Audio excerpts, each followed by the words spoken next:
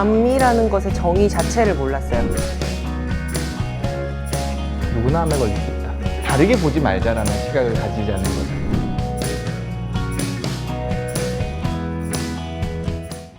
오늘은 암 경험자분들이 정말 궁금해하시는 담배에 대해서 한번 얘기를 나눠보려고 하는데요. 네, 선생님, 그 암과 담배에 좀 밀접한 연관성이 있는 것 같아요. 그렇죠. 담배는 흔히 폐암이랑 가장 연관성이 있다라고 생각을 하시죠. 다른 암들에도 다 영향을 주는 물질이 담배이긴 하거든요. 담배 안에 단순하게 니코틴만 있는 게 아니라 여러 가지 화학 물질들이 다 있고 이걸 심지어 태우잖아요. 네. 태우면서 발생하는 물질들 자체가 이제 암의 연관성이 있다라고 하는데 구체적으로는 이렇죠.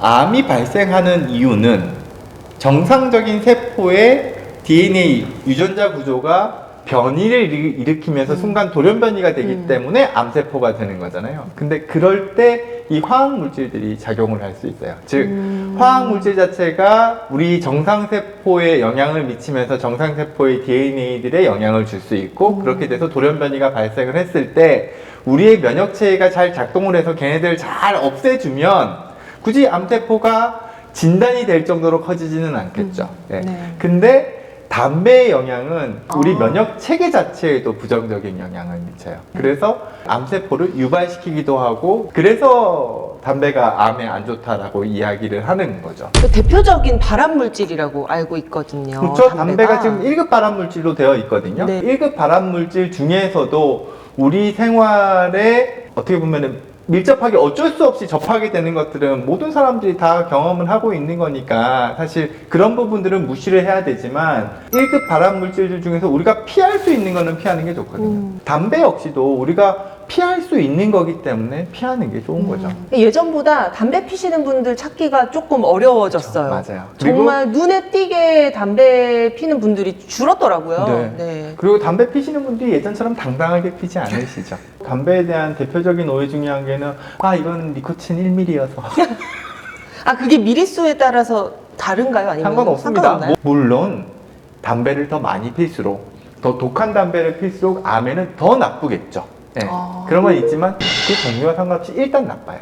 외국은 씹는 담배도 많이 피거든요. 이건 씹는 담배라서 괜찮아. 뭐 이런 식으로 생각하시는 분들이 있는데 절대로 아니에요. 모든 담배는 종류에 상관없이 암과 연관성이 있습니다. 담배가 암에 안 좋은 영향을 미치는 이유는 담배 안에 가지고 있는 여러 가지 화학 물질들이에요. 이게 단순하게 니코틴만으로만 형성되는 것도 아니고요. 전자담배처럼 찌는 담배 형식이냐 해가지고 그 케미칼들이 달라지는 것도 아니거든요. 씹는 담배라 그래가지고 그게 입안에 있는 피부를 통해서 흡수가 안 되는 것도 아닙니다. 이건 어떤 방식의 담배든지 간에 모두 다 우리 건강에는 안 좋은 영향을 미치고 암에도 직접적인 영향을 미치는 걸로 되어 있어요. 선생님이 보통 이렇게 나쁘다라고 말씀 잘 안 하시는 것 같은데 오늘 굉장히 단호하시네요, 담배에 대해선. 만약에 제가 이 방송을 10년 전, 15년 전에 했다 그러면 조금 달랐을 거예요. 왜냐하면 사회적으로 담배에 대해서 조금 허용적인 태도를 가지고 있는 상황에서는 당신은 암 경험자이기 때문에 다른 사람들과 달리 담배를 반드시 더 끊어야 됩니다 라고 구분지어가지고 이야기를 하는 것 자체가 암 경험자에 대한 새로운 낙인이고 차별일 수는 있죠.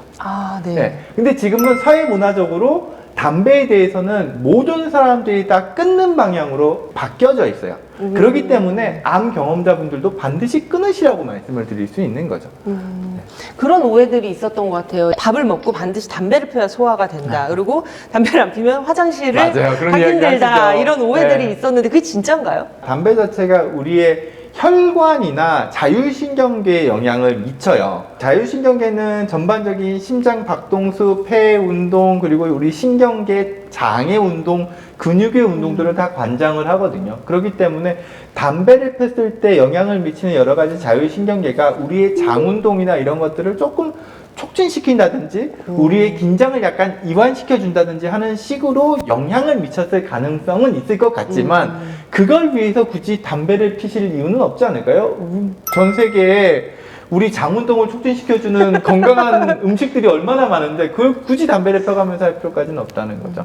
담배가 가장 위험한 게 중독성이잖아요. 근데 이걸 맞아요. 끊는 게 정말 힘들다고 해요. 만약에 담배 자체가 중독성이 없다면 좀 다른 형식으로 접근할 수도 있었을 거예요. 예를 들어서 암 경험자분께서 옛날에 정말 한참 담배를 많이 폈었는데 그 한 모금의 담배가 너무 그리운 거예요. 마지막 담배라고 생각하고 한 모금만 딱 피면 안 될까요?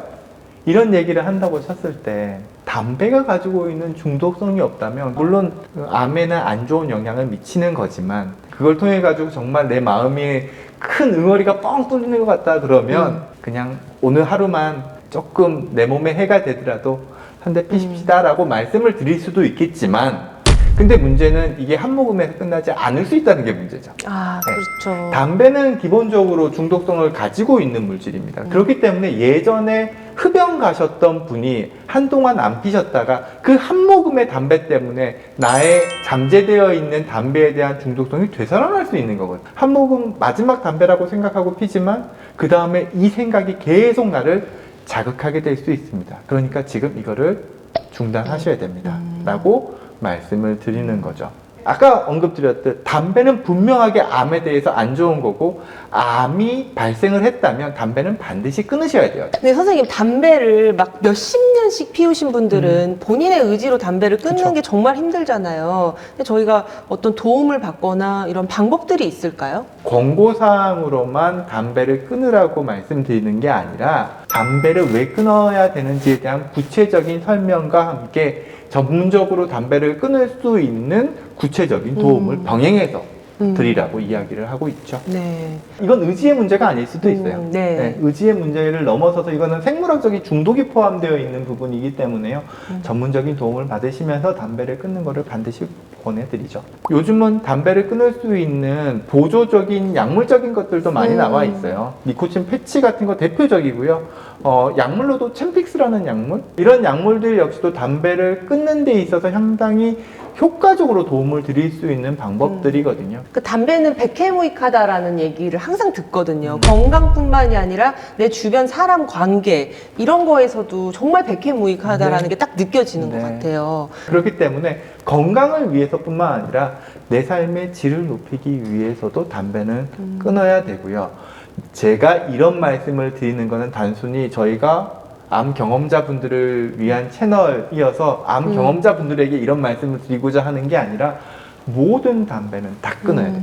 나의 삶의 질과 내 주변에 있는 삶의 질을 높이기 위해서 담배를 끊어야 된다는 거죠. 이거는 암 경험자분들을 위한 메시지가 아니에요. 모든 사람들을 위한 메시지인 네. 거죠.